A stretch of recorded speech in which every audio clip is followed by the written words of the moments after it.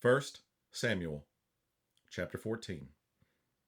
Now it came to pass upon a day that Jonathan, the son of Saul, said unto the young man that bare his armor, Come, and let us go over to the Philistines' garrison that is on the other side. But he told not his father. And Saul tarried in the uttermost part of Gibeah, under a pomegranate tree which is in Migron. And the people that were with him were about 600 men. And Aiah, the son of Ahitub, Ichabod's brother, the son of Phinehas, the son of Eli, the Lord's priest in Shiloh, wearing an ephod. And the people knew not that Jonathan was gone. And between the passages by which Jonathan sought to go over unto the Philistines' garrison, there was a sharp rock on the one side, and a sharp rock on the other side. And the name of the one was Bozez, and the name of the other Sini. The forefront of the one was situate northward over against Michmash, and the other southward over against Gibeah. And Jonathan said to the young man that bare his armor, Come, and let us go over unto the garrison of these uncircumcised.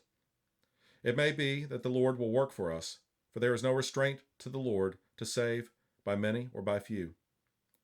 And his armor-bearer said unto him, Do all that is in thine heart. Turn thee, behold, I am with thee according to thy heart. Then said Jonathan, Behold, we will pass over unto these men, and we will discover ourselves unto them. If they say thus unto us, Tarry until we come to you, then we will stand still in our place, and will not go up unto them. But if they say thus, Come up unto us, then we will go up, for the Lord hath delivered them into our hand, and this shall be a sign unto us. And both of them discovered themselves unto the garrison of the Philistines, and the Philistines said, Behold, the Hebrews come forth out of the holes where they had hid themselves.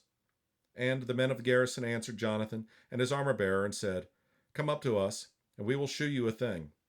And Jonathan said unto his armor-bearer, Come up after me, for the Lord hath delivered them into the hand of Israel.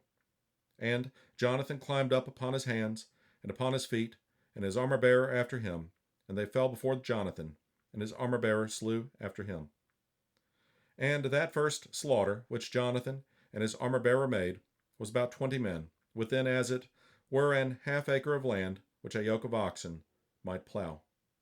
And there was trembling in the host in the field, and among all the people, the garrison and the spoilers. They also trembled, and the earth quaked, so it was a very great trembling. And the watchmen of Saul and Gibeah of Benjamin looked, and behold, the multitude melted away, and they went on beating down one another.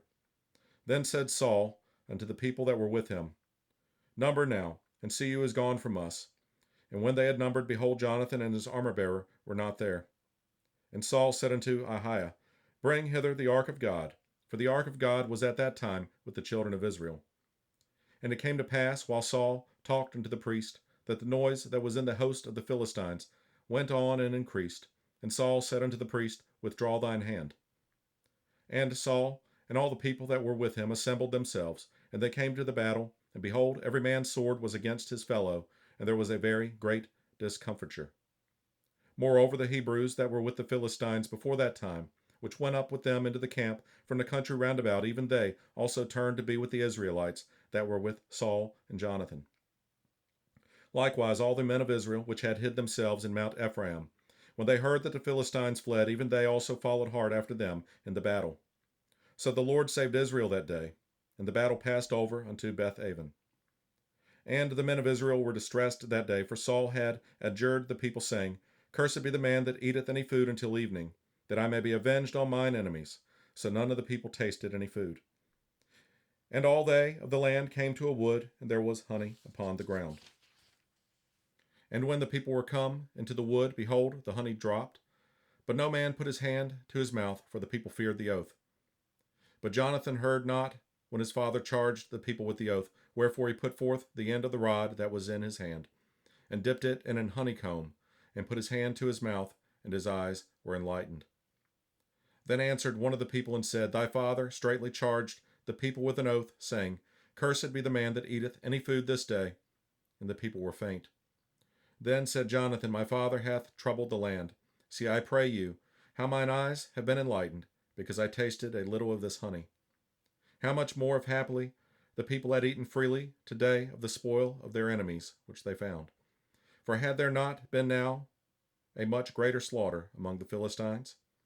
And they smote the Philistines that day from Michmash to Aijalon, and the people were very faint. And the people flew upon the spoil, and took sheep, and oxen, and calves, and slew them on the ground. And the people did eat them with the blood. Then they told Saul, saying, Behold, the people sin against the Lord, in that they eat with the blood. And he said, Ye have transgressed. Roll a great stone unto me this day. And Saul said, Disperse yourselves among the people, and say unto them, Bring me hither every man his ox, and every man his sheep, and slay them here, and eat, and sin not against the Lord in eating with the blood. And all the people brought every man his ox with him that night, and slew them there. And Saul built an altar unto the Lord. The same was the first altar that he built unto the Lord. And Saul said, Let us go down after the Philistines by night, and spoil them until the morning light, and let us not leave a man of them. And they said, Do whatsoever seemeth good unto thee. Then said the priest, Let us draw near hither unto God. And Saul asked counsel of God, Shall I go down after the Philistines? Wilt thou deliver them into the hand of Israel? But he answered him, Not that day. And Saul said, Draw ye near hither all the chief of the people, and know and see wherein this sin hath been this day. For as the Lord liveth, which saveth Israel, though it be in Jonathan my son, he shall surely die. But there was not a man among all the people that answered him. Then said he unto all Israel, Be ye on one side, and I and Jonathan my son will be on the other side. And the people said unto Saul, Do what seemeth good unto thee. Therefore Saul said unto the Lord God of Israel, Give a perfect lot. And Saul and Jonathan were taken, but the people escaped. And Saul said, Cast lots between me and Jonathan my son. And Jonathan was taken. Then Saul said to Jonathan, Tell me what thou hast done. And Jonathan told him, and said, I did but taste a little honey with the end of the rod that was in mine hand, and lo, I must die. And Saul answered, God do so, and more also, for thou shalt surely die, Jonathan. And the people said unto Saul, Shall Jonathan die, who hath wrought this great salvation in Israel? God forbid, as the Lord liveth, there shall not one hair of his head fall to the ground, for he hath wrought with God this day. So the people rescued Jonathan, that he died not. Then Saul went up from following the Philistines, and the Philistines went to their own place. So Saul took the kingdom over Israel, and fought against all his enemies on every side, against Moab, and against the children of Ammon, and against Edom, and against the kings of Zobah, and against the Philistines, and whithersoever he turned himself, he vexed them. And he gathered an host, and smote the Amalekites, and delivered Israel out of the hands of them that spoiled them. Now the sons of Saul were Jonathan, and Ishui, and Melchi-Shua, and the names of his two daughters were these, the name of the firstborn Merab, and the name of the younger Michal. And the name of Saul's wife was Ahinoam, the daughter of Ahimaaz, and the name of the captain of his host was Abner, the son of Ner, Saul's uncle. And Kish was the father of Saul, and Ner the father of Abner was the son of Abiel. And there was sore war against the Philistines all the days of Saul, and when Saul saw any strong man or any valiant man, he took him unto him.